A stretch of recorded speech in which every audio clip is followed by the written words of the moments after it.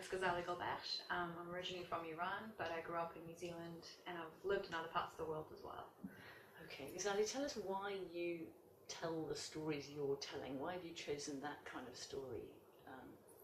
I think it started off with me, I've been a movie buff since I was little, and it was weird because I wouldn't see people like me on the screen to start with. So I started with acting, and I thought, that's a way to try and get people that look like me to be on the screen. And I realized that's not how the industry works. There's only certain people telling those stories, and so I thought that's where it starts. That's where I need to be in order to put my voice across. And I guess the best way to talk about it, I think there's a movie quote that I really love. It's from the King's Speech. But he basically says, you have a voice, use it. And for me, cinema was the platform that I chose to use it because I like movies, I've studied it, and I feel it reaches a bigger audience than certain other platforms. I think, movies, I have family members who don't speak English, and they'll watch blockbusters because it's a visual thing. You don't have to know the language that well to get what the point is.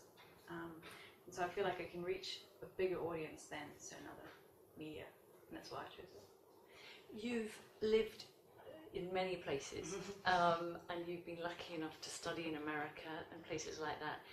What have you drawn from those travels that has told you about the importance of community? I think the main thing I learned in the States and here, where there's different types of, teaching different types of filmmakers, is it's all about the story, it's all about connection. I think, and me personally from traveling around, everyone kind of does want the same thing, whether you're in Iran, whether you're in New Zealand.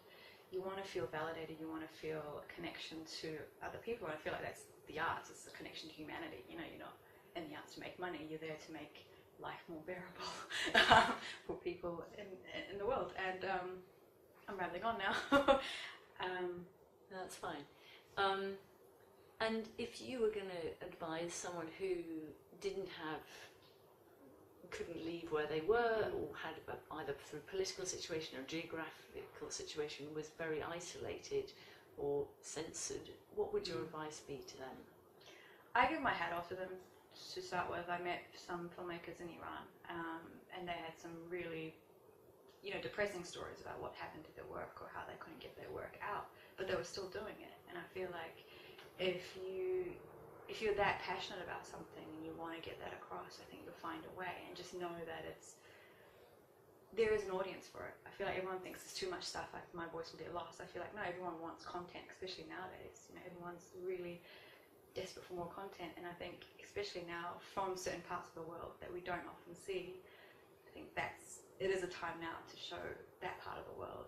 Whether you're in Iran or Afghanistan, I think it's a way to express where you're from and who you are. I don't, obviously I've had it easier, but I feel like, and surround yourself with people that I think support you. That's the important thing as well. Find other people who are in the same vein, or people who agree with what you're doing, and that helps.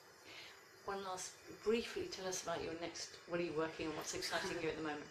I'm working at the moment on a feature script.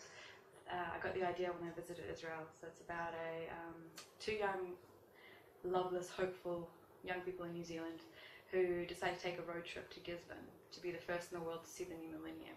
And they're joined by an Israeli backpacker. So it's an Israeli and an Iranian love story, which is kind of odd. Set here? Set in New Zealand and in 1999 at the turn of the century. Comedy?